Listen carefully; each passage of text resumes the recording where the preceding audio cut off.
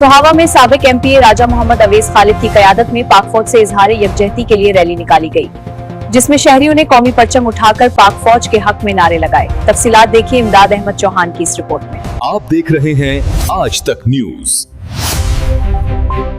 खबर सच के साथ। मुस्लिम लीग नून की ज़ेर क़यादत साबिक एमपीए और पार्लिमानी सेक्रेटरी राजा मोहम्मद अवैस खालिद की सरबराही में पाक फौज से इज़हार यकजहती के लिए एक पुरजोश लॉन्ग मार्च और रैली का इनेकाद किया गया, जिसमें शहरियों की बड़ी तादाद ने शिरकत की। लॉन्ग मार्च का आगाज सोहावा शहर के यू टर्न से किया गया, जो थाना सोहावा की निगरानी में जीटी रोड से होता हुआ मेन रोड चौक पर इख्तिताम पजीर हुआ। इस मौके पर शुरका ने हाथों में कौमी परचम उठा रखे थे और पाक फौज से भरपूर यकजहती का इज़हार किया। रिपोर्ट इमदाद अहमद चौहान और आप देख रहे हैं आज तक।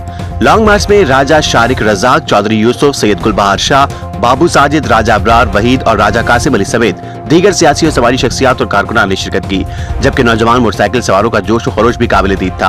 कौमी परचम लहराते हुए नौजवान पाक फौज के साथ अपनी वालिहाना मोहब्बत का इजहार करते रहे। मेन रोड चौक पर रैली के इख्तिताम पर तमाम शुरका से खिताब करते हुए राजा मोहम्मद अवैस खालिद ने अपने ख्यालात का इजहार किया। राजा मोहम्मद अवैस खालिद ने कहा कि पाकिस्तानी कौम अपनी बहादुर अफवाज के साथ शाना बशाना खड़ी है और मुल्क की सलामती और इस्तेकाम के लिए हर मुश्किल घड़ी में पाक फौज का साथ देती रहेगी। रैली के दौरान शुरका ने पाक फौज के हक में फलक शिकाफ नारे लगाए, जबकि पाकिस्तान जिंदाबाद के नारों से फिजा मुसलसल गूंजती रही और ये जोशो खरोश रैली के इख्तितामी मराहिल तक बरकरार रहा।